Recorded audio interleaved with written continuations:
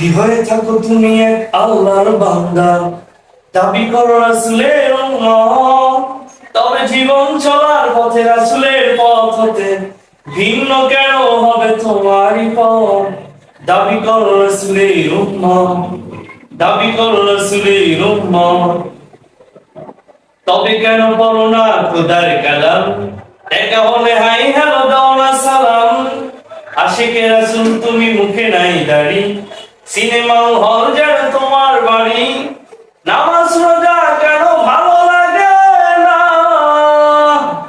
জান্নাতে যেতে বুঝি সাথ জাগে না? বিয়ের আগে করো অবৈধ প্রেম, মনে করো ইজো কেন প্রবলেম?